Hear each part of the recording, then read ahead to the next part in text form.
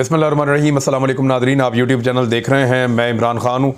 एक तो जो वीलॉग मैंने किया था आर्मी चीफ़ की एक्सटेंशन के हवाले से इमरान खान साहब के बयान के ऊपर, मैंने जानबूझकर वो बयान पढ़ के आपको सुनाया था एक एक जुमला लिख कर। उसकी वजह ये थी कि उसमें कामरान खान साहब के सवालात थे, वो छाड़ थी, बड़े सीनियर जर्नलिस्ट हैं, बड़ा तजुर्बा है उनका, और इमरान खान साहब के उस पर जवाब थे। वो सवाल और जवाब से ये नतीजा अखज़ किया गया कि इमरान खान साहब शायद ये कह रहे हैं कि उनकी ख्वाहिश है कि जनरल कमर जावेद बाजवा को एक्सटेंशन दे दी जाए। अब इसमें मैं आपको कुछ चीज़ें बता देता हूँ। कल से लेकर अब तक एक खामोशी है और बिल्कुल एक सर्दमोरी छाई हुई है, कहीं पे कोई बात ही नहीं कर रहा, और इसके ऊपर हुकूमत भी परेशान है क्या करना है। अपोजिशन में इमरान खान साहब ने एक चीज़ कर दी है और तब से लेकर अभी तक ISPR का भी कोई स्टेटमेंट नहीं आया। इमरान खान साहब का स्टेटमेंट ज़रा दोबारा दोहरा लेते हैं, ये ज़रा आप गौर कीजिएगा। मुल्क की बेहतरी के लिए और इसकी प्रोविज़न निकल सकती है, मुझे वकीलों ने बताया है। नई हुकूमत आकर भी फ़ैसला कर सकती है, ये कोई इशू नहीं है, इशू कोई और है। क्या जनरल बाजवा को एक्सटेंशन दे दी जाए जब तक एक्सटेंशन इलेक्शन नहीं होते, ये सवाल पूछा उन्होंने कामरान खान साहब ने। कामरान, मैंने इसके ऊपर कोई तफसील में नहीं सोचा। फिर कामरान साहब ने कहा कि इस सूरत हाल में इलेक्शन कैसे हो, नया आर्मी चीफ आना है, बहुत ही ज़रूरी है। आइन और कानून साफ कहता है जो हुकूमत पावर में होगी वो आर्मी चीफ बनाएगी पाकिस्तान में। आपके पास अगर कोई और फार्मूला है तो साफ साफ बता दें कि ऐसे कर लो। इमरान खान साहब ने कहा वकील और आइनी माहिरीन क्या कहते हैं मैं नहीं जानता, मुल्क के हालात को जानता हूँ, मुल्क को इस दलदल से निकालना है, मैं बात करने को तैयार हूँ। पहले कोई बात करे कि इलेक्शन के लिए वो तैयार है या नहीं। अगर इलेक्शन के लिए तैयार हैं तो फिर आगे रोड मैप जा सकता है, ये इमरान खान साहब ने कहा था। फिर इमरान खान साहब ने कहा कि अगर वो फ्री एंड फेयर इलेक्शन के लिए तैयार हैं तो इसमें यह भी प्रोविज़न हो सकती है कि सिंध के हालात की वजह से इलेक्शन को 2 माह आगे कर दिया जाए। आप फैसला तो करें कि आपने मुल्क को स्टेबिलिटी देनी है या नहीं देनी। और मैं इसलिए कह रहा हूँ कि आर्मी चीफ का, और यहाँ इमरान खान साहब रुक गए और फिर उन्होंने कहा कि अगर ये जीत जाते हैं इलेक्शन तो फिर ये मतलब उनका कहने का मतलब ये, अगर इलेक्शन जीत जाते हैं तो आर्मी चीफ ले आए। ये नहीं कि डोनाल्ड लू कहे कि इमरान खान को हटाओ, और जैसे कि पहले हो चुका है, और इसके बाद अदम एतमाद हो जाए, फिर इमरान खान हट जाए, फिर ये पैसे देकर लोगों को ख़रीद कर ऊपर आ जाएं लोटे बनाकर, और फिर कहें कि हम ये फैसले नहीं कर सकते। तो इलेक्शन जीते, उसके बाद ये आए, फिर अपना आर्मी चीफ इलेक्ट करें। इमरान खान साहब का मतलब क्या था, और उन्होंने आज सहाफ़ियों से मुलाकात की है और उन सहाफ़ियों ने सारी चीज़ें रिपोर्ट कर दी हैं, वो मैं आपको बताता हूँ। और इसमें सबसे पहले तो आप ये देखें कि जो एक सवाल पूछा गया इमरान खान साहब से, सबसे पहला सवाल ये पूछा गया कि अपोजिशन जमातों की प्रेस कॉन्फ्रेंसेस नहीं हुई आपके बयान के बाद।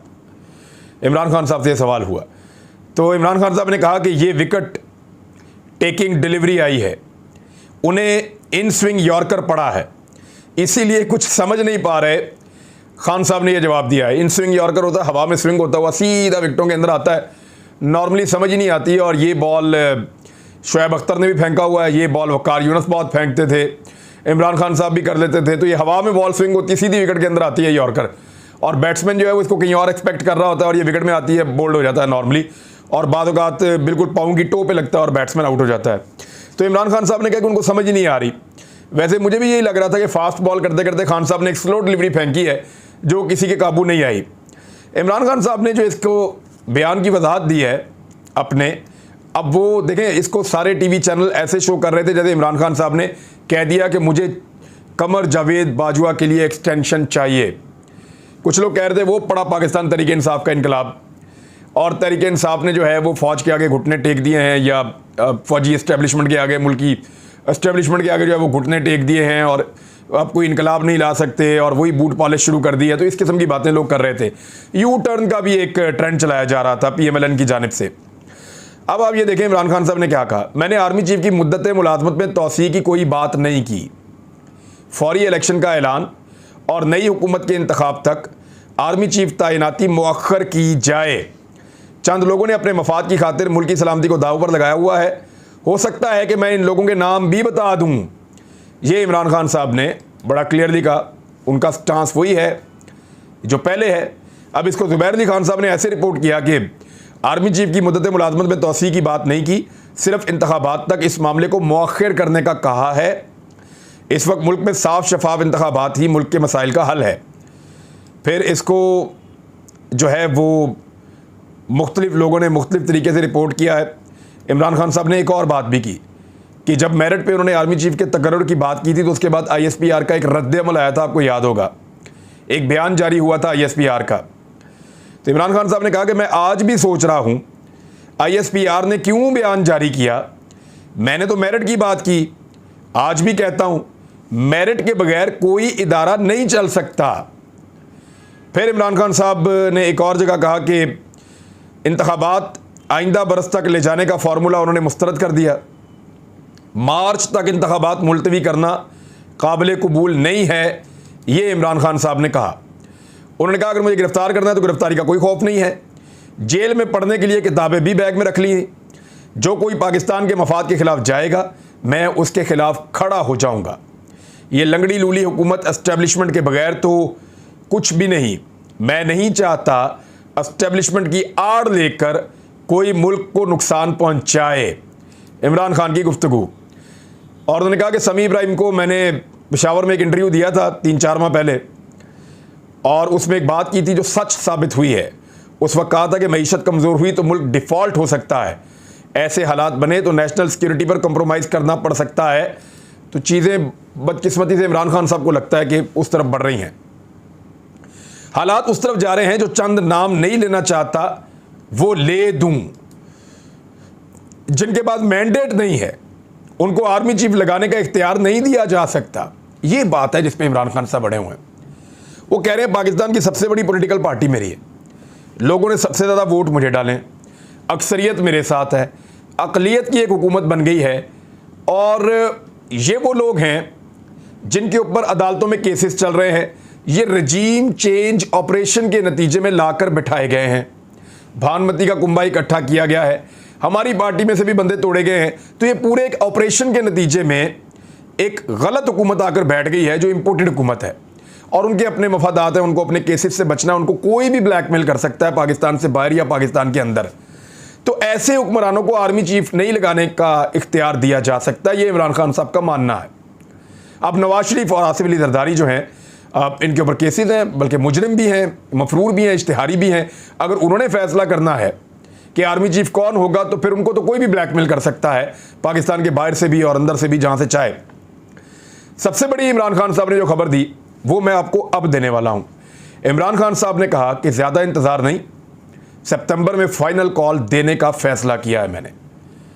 इसको सदीक जान ने इसको ऐसे रिपोर्ट किया है, ज़ुबैर अली खान ने इसको रिपोर्ट किया है कि सितंबर में ही अवाम को बाहर निकलने की कॉल दूंगा। इमरान खान साहब का बनी गाला में सहाफ़ियों से गुफ्तगू। फिर इस तरीके से जो है वो इमरान खान साहब ने चीज़ें बड़ी क्लियर की हैं, ख़ास तौर पे एक्सटेंशन के मामले पे, इलेक्शन के मामले पे, लॉन्ग मार्च के मामले पे और दीगर चीज़ों के और गिरफ्तारी के मामले के ऊपर बड़ा क्लियरली आए हैं। तो वो जो लोग कह रहे थे बूट पॉलिशिया बयाना और ये वो सारा, देखें ये पाकिस्तान के इदारे हैं। इमरान खान साहब कई मरतबा कह चुके हैं कि फ़ौज इस मुल्क के लिए इमरान खान से ज़्यादा ज़रूरी है, और वो इसलिए कहते हैं कि पाकिस्तान तकरीबन एक सिक्योरिटी स्टेट है।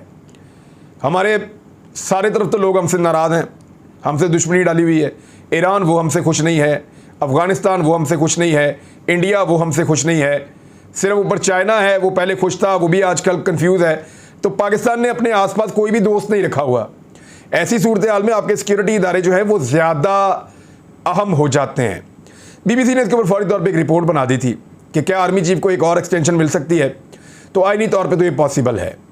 जो चीज़ें तय हो गई थी सुप्रीम कोर्ट ऑफ पाकिस्तान में, उनके मुताबिक तो आर्मी चीफ को एक्सटेंशन बिल्कुल मिल सकती है, और वज़ीर-ए-आज़म पाकिस्तान जो है वो समरी भिजवा सकते हैं, और उनकी जो समरी है उसके ऊपर सदर पाकिस्तान के पास ये इख्तियार है कि वज़ीर-ए-आज़म के मशवरे पर आर्मी चीफ की मुद्दत मुलाज़मत में तौसीक़ कर दें।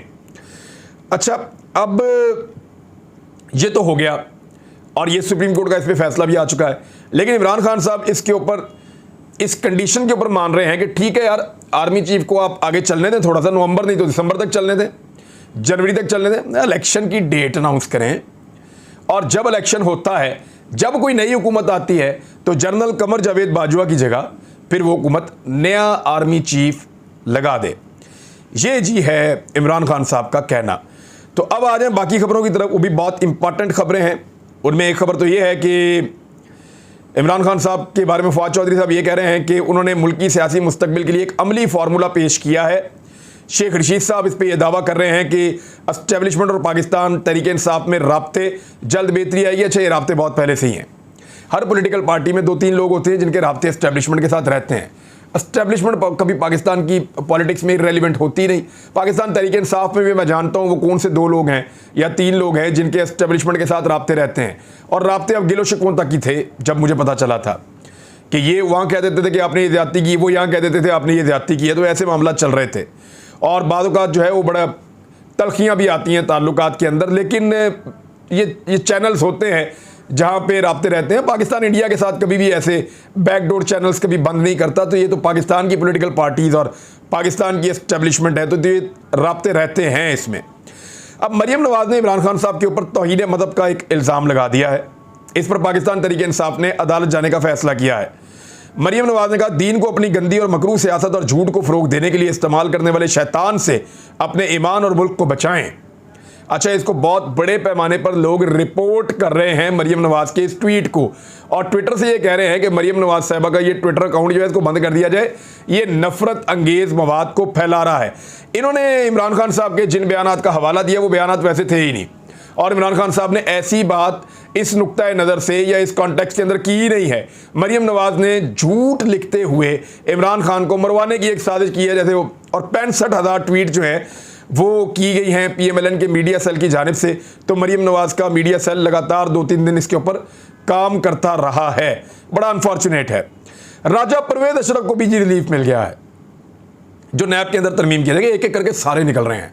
शहबाज शरीफ वगैरह के केस निकल गए, मियाँ साहब की फैमिली के कई केस निकल गए, रिश्तेदारों के कई केस निकल गए, सिंध के अंदर जितनी काबीना है सबके केस निकल गए, जरदारी साहब के मामला छूट गया। अब राजा परवेज़ अशरफ साहब हैं वो भी छूट गए हैं, और ख्वाजा साद वगैरह ये सारे निकल गए। एहतसाब अदालत ने नैब कानून में तरमीम, स्पीकर कौमी असम्बली राजा परवेज़ अशरफ के खिलाफ 6 रेफरेंसेस 7 साल बाद नैब को वापस भिजवा दिए हैं। और यानी रेंटल पावर रेफरेंस जो है वो नैब को वापस भिजवा दिए हैं। और रेफरेंस में रेशमा, गल्फ, समुद्री, रत्तोडेरो, कारके और सत्याना रेंटल पावर रेफरेंसेस शामिल हैं। ये वो रेंटल पावर हैं जिन्होंने पाकिस्तान के अंदर बिजली को महंगे से महंगा किया है, बेड़ा गर्क किया पाकिस्तान का। लेकिन अब अदालत ने करार दिया कि नैब कानून में तरमीम के बाद जो तरमीम की है इस इंपोर्टेड हुकूमत ने NRO 2 के नाम के ऊपर उन्होंने जो तरमीम की है, उसके बाद रेंटल पावर केसेस का ट्रायल नहीं हो सकता। लिहाजा राजा परवेज़ अशरफ ने जो कुछ भी किया पाकिस्तान पीपल्स पार्टी के दौर में, उसके ऊपर अब नैब कोई कार्रवाई नहीं कर सकती। अब आ जाए आटे की कीमत के ऊपर। जब 1100 रुपये का आटा था ना, तब 950 रुपये का वैसे बेच रही थी हुकूमत, और 1100 रुपये का ओपन मार्केट के अंदर बिक रहा था आटा। तो उस वक्त सबको लगता था कि आटा बहुत महंगा है। ये उस वक्त सबको लगता था, मीडिया को भी, उस वक्त की PDM की जमातों को भी, जो हमारे भिखारी दानिश्वर हैं उन सबको ये लगता था कि आटा बहुत महंगा हो गया है। अब मैं आपको आटे की कीमत बताने वाला हूँ। इस वक्त जो सरकारी सतह के ऊपर आटे की कीमत में इजाफा किया गया है वो 450 रुपये से ज़ायद किया गया है। और ये जो इजाफा है वो एक आटे का जो थैला है उसके ऊपर किया गया है। आटे की एक थैली के ऊपर, जो 20 किलो वाली थैली है, उसके ऊपर इजाफा किया गया है आटे की कीमत में 380 रुपये का, 450 रुपये से भी ज़्यादा का इजाफा कर दिया गया है। और इसका नोटिफिकेशन अब जारी कर दिया जाएगा। सरकारी गंदम की कीमत भी बढ़ा दी गई है, 1765 से बढ़ाकर 2300 रुपये कर दी गई है। ओपन मार्केट में आटा जो है वो 2300-2400 रुपये की बोरी मिल रही है, यानी 120 रुपये किलो आटा मिल रहा है। जब 55 रुपये आटा किलो था तब बहुत महंगा था सलीम साफ़ी की नज़र में, अंसार अब्बासी की नज़र में, लेकिन अब और भी बहुत सारे हैं। और अब जब आटा 120 रुपये किलो है तो तब सलीम साफ़ी और अंसार अब्बासी की नज़र में आटा महंगा नहीं है। ये बात आप लोग याद रखिएगा। अच्छा, इसके बाद जी कोयटा में, ये जियो की खबर है, मैं आपको बता देता हूँ। कोयटा में आटे का बहरान, तंदूरों पर रोटी, एक रोटी 50 रुपये तक फ़रोख्त होने लगी है। ये मैं आपको कोयटा की बात बता रहा हूँ। कोयटा में एक रोटी जो है ना तंदूरों के ऊपर 50 रुपये तक फ़रोख्त होने लगी है। और तंदूर मालिकान के रहमो करम पे छोड़ दिया गया है ज़िले इंतज़ामिया की जानिब से। ये है जी सूरत हाल आपके कोयटा की। कोयटा पाकिस्तान का हिस्सा है, बलूचिस्तान का दारुल हुकूमत है। अच्छा जी, इंटरबैंक में डॉलर जो है वो मजीद ₹2.25 महंगा हो गया है। 232 रुपए से ऊपर का डॉलर हो चुका है इंटरबैंक में, और ओपन मार्केट के अंदर 240 रुपए क्रॉस कर गया है डॉलर। तो जो लोग लेकर आए थे इस इंपोर्टेड हुकूमत को, उनका बहुत शुक्रिया, उनको सलाम हम पेश करते हैं। आपने शानदार कारनामा किया एक चलते फिरते मुल्क को, जहाँ पे गरीब को रोटी मिल रही थी, जहाँ महंगाई को कंट्रोल किया गया था, जहाँ 6% की ग्रोथ 2 साल से लगातार चल रही थी, जहाँ एक्सपोर्ट्स अच्छी हो रही थी, जहाँ फॉरेन रेमिटेंसेस ज़्यादा आ रहे थे, जहाँ पे टैक्स कलेक्शन रिकॉर्ड हो रही थी, आईटी सर्विसेज ज़्यादा से ज़्यादा बढ़ रही थी आगे, जो मुल्क आगे बढ़ता चला जा रहा था उसकी इकोनॉमी के ऊपर सारे अदाद शुमार और बैनुल-अक़वामी रिपोर्टें मुस्बत आ रही थी। आपने उसके साथ ऐसा खिलवाड़ किया अपनी जिद और अना के चक्कर में कि बेड़ा गर्क करके रख दिया मुल्क की इकोनॉमी का। बहुत शुक्रिया सर आपका, कमाल किया आप लोगों ने, जिन लोगों ने भी ये करके दिया है। इसके बाद जी आखिरी खबर आप सुन लें। आसिफ अली जरदारी साहब जो कहते हैं मैं ज़रा ठीक नहीं हूँ तो मैं सिंध के सैलाब ज़दगान के पास नहीं जा सकता, वो पहुँच गए बरतानिया के कौंसल खाने में और वहाँ जाकर उन्होंने मलिका एलिज़ाबेथ दोम की वफ़ात पर ताज़ियती प्रोग्राम जो है, पैगाम है, वो वहाँ पे जाकर लिखा और सफारत खाने की याददाश्त में अपने तासुरात दर्ज किए। बरतानिया की मलिका है ना, जरदारी साहब को जाना होगा, जाकर अपना ग़ुलामों की फ़हरिस्त में अपना नाम लिखवाना होगा कि मैं भी आ गया हूँ, मेरा भी नाम लिखिए, कहीं मैं रह ना जाऊँ।